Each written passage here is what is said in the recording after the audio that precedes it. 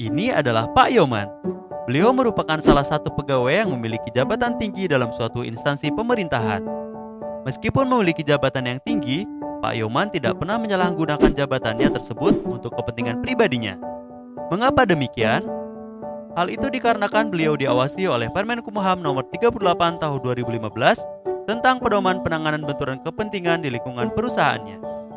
Di dalam Permenkumham Nomor 38 Tahun 2015 terdapat beberapa pedoman terkait penanganan benturan kepentingan, di antaranya maksud dan tujuan pedoman penanganan benturan kepentingan, bentuk-bentuk benturan kepentingan, sumber penyebab terjadinya benturan kepentingan, penanganan situasi benturan kepentingan, faktor keberhasilan penanganan benturan kepentingan, serta pencegahan benturan kepentingan.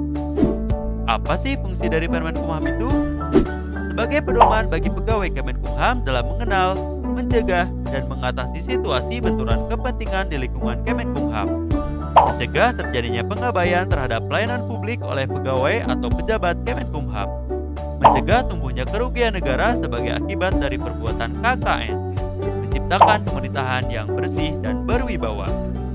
Bentuk-bentuk benturan kepentingan: menerima gratifikasi atau pemberian atau penerimaan hadiah atas suatu keputusan ataupun jabatannya. Menggunakan barang milik negara dan atau jabatannya untuk kepentingan pribadi atau golongan. Memberikan akses khusus kepada pihak tertentu tanpa mengikuti prosedur yang seharusnya. Pemberian izin dan atau persetujuan dari pegawai yang diskriminatif. Situasi yang menyebabkan seseorang menerima gratifikasi.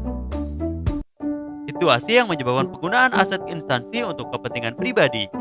Situasi di mana pegawai memberikan akses khusus kepada pihak tertentu, misalnya dalam perekrutan pegawai tanpa mengikuti prosedur seharusnya. Serta situasi di mana terdapat hubungan kekeluargaan antar pejabat atau pegawai dengan pihak lainnya yang memiliki kepentingan dengan jabatan di Kemenkumham. Lalu, apa saja sumber penyebab dari benturan kepentingan itu? Perangkapan jabatan, sehingga tidak dapat menjalankan jabatannya secara profesional, independen, dan akuntabel. Hubungan afiliasi, baik secara pribadi ataupun golongan, yaitu hubungan yang dimiliki oleh seorang penyelenggara negara dengan pihak tertentu, baik karena hubungan darah, hubungan perkawinan, maupun hubungan pertemanan yang dapat mempengaruhi keputusannya. Gratifikasi, serta kepentingan pribadi. Penanganan situasi benturan kepentingan. Pejabat atau pegawai yang berpotensi atau telah berada pada situasi benturan kepentingan dilarang untuk meneruskan kegiatan tugas dan tanggung jawab yang terkait dengan situasi benturan kepentingan tersebut.